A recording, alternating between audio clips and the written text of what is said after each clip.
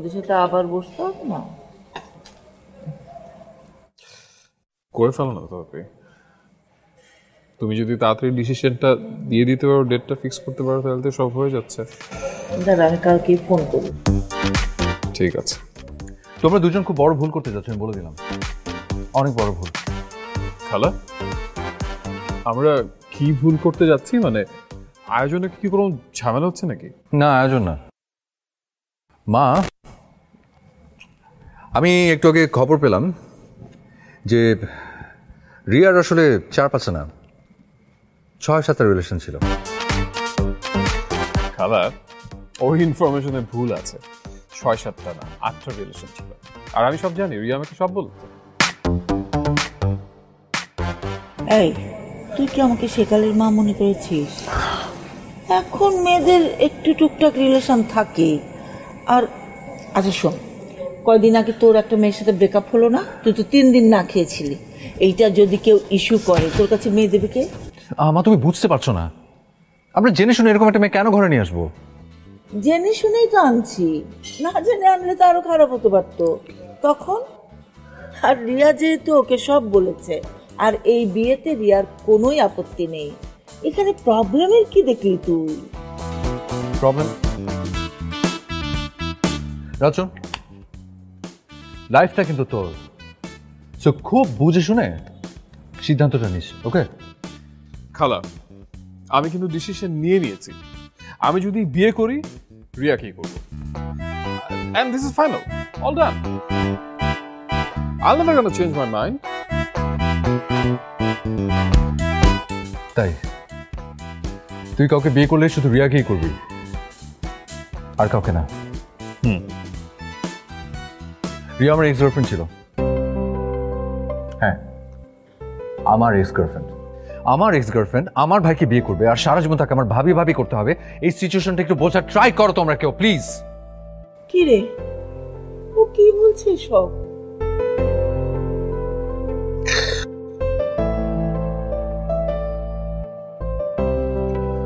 খালা, আমি সব জানি। আমি সব জানি, আর রিয়া আমাকে সব বলেছে। আর যা ঘটছে, এটা আমার আর রিয়ার প্ল্যানে ঘটছে। মানে মানে হ্যালো ভাইয়া, আমি রিয়া। হাই ভাইয়া, আমি আপনাকে ফোন করে আসতে বলেছি, একটা কারণ আছে। আপনি হয়তো আমাকে চিনবেন না। জিহানের এক্স গার্লফ্রেন্ড আমি। তো আমি আপনার নাম্বারটা জিহানের ফোন থেকে পেয়েছি। জিহানকে প্রায় দেখতাম, ওর কোনো সমস্যা হলে, কোনো অ্যাডভাইসের জন্য আপনাকে সবসময় কল করতাম। তো ভাবলাম আপনার নাম্বারটা আমি নিয়ে রাখি, যদি কখনো কাজে লাগে। ভাই, আমি আপনার কাছ থেকে একটা ফেভার চাই। আমার কাছ থেকে ফেভার? কি সেটা? হ্যাঁ, অ্যাকচুয়ালি হয়েছে কি, আমার সাথে জিহানের ব্রেকআপ হয়ে গেছে রিসেন্টলি। ও না অনেক সন্দেহপ্রবণ, ও কোনো কথা বুঝতে চায় না। ও কোথা থেকে একটা নিজের লজিক দাঁড় করায়, ওকে আমি বোঝাতেও পারি না। ও নিজে থেকে বুঝতেও চায় না, ও বাচ্চামি করে, সন্দেহ করে, যাই করে। তো মানুষটা অনেক ভালো, কারণে বুঝতে পারছিলাম করবো। তোমার কি মনে হচ্ছে আমি তোমার জন্য আসলে কি করতে পারি, কিভাবে হেল্প করতে পারি? হ্যাঁ, আপনি আমার একটা হেল্প করতে পারবেন। আমি সবসময় ওর সামনাসামনি থাকতে চাই, সেটার জন্য শুধুমাত্র আপনি আমাকে হেল্প করতে পারবেন। So do you have any idea? হ্যাঁ ভাইয়া, I have a plan. Okay. আপনি আমার বাসায় আমার জন্য বিয়ের প্রস্তাব নিয়ে আসবেন। মানে ফেক, আপনি বিয়ের প্রস্তাব নিয়ে আসবেন, তো এই বাহানায় আমার সাথে ওর দেখা সাক্ষাৎ হবে, এবং আমি ওকে জিনিসটা বোঝাতে পারবো যে তুমি যে এতদিন সন্দেহ করেছো, এগুলো যে কোনো লজিক নেই, বা ওর মনের ভেতর থেকে এই সন্দেহগুলো দূর করার জন্য আমি আর অন্য কোনো রাস্তা দেখছি। খালা, খালা, তুমি একটু ভেতরে যাও, আমি একটু ওর সাথে কথা বলতে চাই। আচ্ছা আচ্ছা,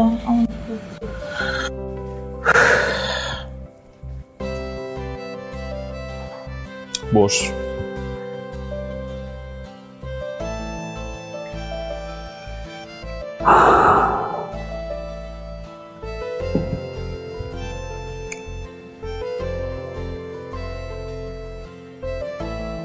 কত বছরের সম্পর্ক ছিল তোদের? 3 বছর। 3 বছর। And definitely it's a long time. 3 বছর রিলেশনশিপ ব্রেকআপ কেন করলি?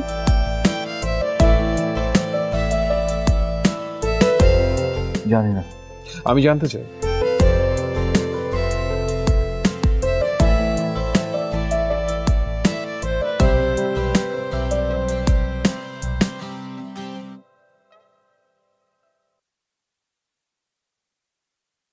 না খালা, এখানে তো শীত তেমন পড়ে না। আপনাদের ওখানে অনেক শীত না এখন? সেটাও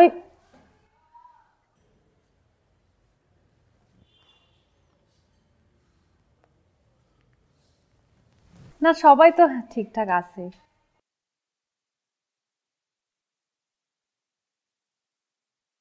যাবো আমরা।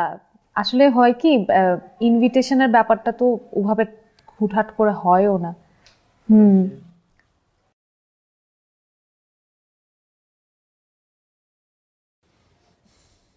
হ্যাঁ, ইনভিটেশনের পেপার পাঠাই দিলেই হবে, আমি এগুলো পরে দেখে নেবো। আচ্ছা খালা, এখানে না অনেক রাত হয়ে গেছে তো, আমি পরে, হ্যাঁ পরে। ঠিক আছে, ওকে, জি, আসসালামু আলাইকুম।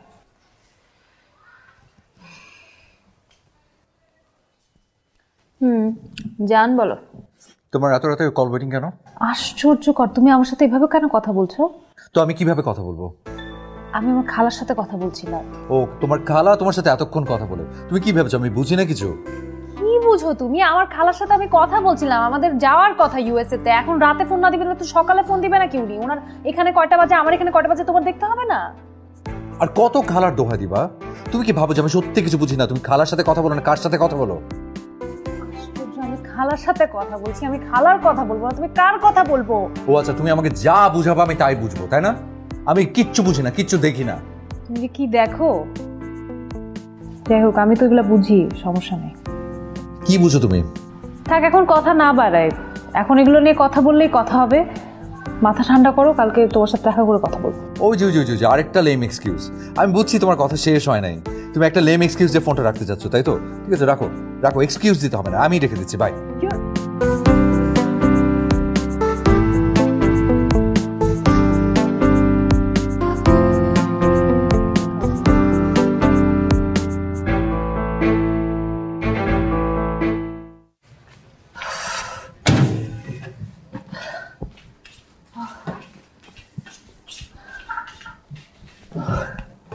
আচ্ছা, কি এক্সকিউজ দিবা? কেন লেট? কাজ ছিল। কাজ ছিল? কি কাজ? কোথায়? কি কাজ ছিল তোমার? তুমি কি মনে করো যে তোমার কি কাজ থাকে? কোথাও যাও তুমি? আমি কিছু বুঝি না, জানি না। কি বলছো তুমি এগুলো? কালকে রাতে তুমি তোমার খালার নাম করে তোমার এক্স বয়ফ্রেন্ড যে তানভীর, তুমি তার সাথে কথা বলছো, রাইট? ছি, আমার ওর সাথে কোনো কন্ট্যাক্টই নাই। রিয়েলি? কন্ট্যাক্ট নাই? তুমি বলেছিলে যে তুমি তানভীরের ইনস্টাগ্রাম আইডি ব্লক করে দিয়েছো। হ্যাঁ। তাহলে তোমার ছবিতে কি করে লাইক দিল? আবার সুইট পিক কমেন্ট করেছো। আমি জানি না, আমি তো আগের আইডি তো ব্লক করে দিয়েছি। এখন ও যদি নতুন কোনো আইডি খুলে সেখানে কমেন্ট করে, সেটা আমি কিভাবে জানবো? Enough Riya, enough. আর কত মিথ্যে বলবে তুমি? আর কত? তুমি কি ভাবো যে আমি কিচ্ছু বুঝি না? তুমি যে তোমার খালার নাম ইউজ করে তুমি যে কন্টিনিউসলি রাতের পর রাত তুমি তানভীরের সাথে কথা বলো, আমি বুঝি না? তুমি আমাকে এতটা নীচ মনে করো? তুমি যতটা ভাবছো তার থেকে বেশি নীচ মনে করে তোমাকে। তোমার এই সন্দেহ বাতিকতা যতদিন না দূর হবে, তুমি আমার সাথে কোনো কন্ট্যাক্ট করবে না। আমি সন্দেহবাদী? আচ্ছা, ওকে, ঠিক আছে, আমি তাই।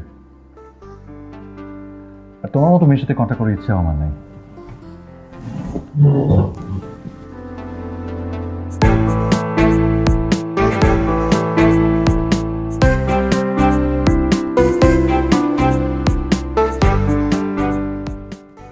তুই বড় হইছিস না?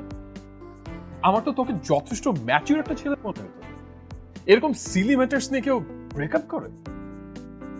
তুই কালকেই রিয়ার বাসা যাবি, রিয়ার বাসায় যে রিয়াকে সরি বলবি। অসম্ভব, সরি ফর বলতে পারবো। তোর না, তোর মানসিক সমস্যা আছে। সন্দেহ বাতিক কিন্তু একটা রোগ। তুই আগে একটা, হ্যাঁ তুই রিয়ার বাসায় যাস না, তুই রিয়ার বাসায় একদম যাবি না, রিয়ার বাসায় পরে যাবি। এর আগে তুই ডাক্তারের কাছে যাবি, একটা সাইকিয়াট্রিস্ট দেখাবি। তোর এই রোগটার আসলে নিরাময় দরকার, তারপর তোর হয়তো বা রিয়ার বাসায় যাওয়া উচিত, ওকে সরি বলা উচিত। জিয়ান, রিয়া খুব ভালো একটা মেয়ে, আমার ওকে একদমই খারাপ মনে হয় নাই। আমার ওকে বেশ সাংসারিক মনে হচ্ছে। আর সবচেয়ে বড় কথা কি জানিস, ও তোকে সত্যি অনেক ভালোবাসে, আর তাই হয়তো আমাকে সব খুলে বলেছে, এই প্ল্যানিং করেছে। আমাকে বলেছিল ও তোকে খেপাবে, যাতে তোর রিয়েলাইজ হয়, যাতে তোর ফিল হয় তুই ওর সাথে কি করেছিস। আর তুই ওকে কেন সরি বলবি জানিস? তুই ওকে এই জন্যই সরি বলবি কারণ ও তোর সাথেই থাকতে চায়, ও তোকে হারাতে চায় না। কারণ তুই ওকে ছেড়ে দিলেও ও তোকে কোনোদিনও ছেড়ে যাবে না। রিয়ার মতো মেয়ে ভাগ্যবানদের কপালেই জোটে, ওকে হারায় ফেলিস না। আসি। রাত, থ্যাংক ইউ।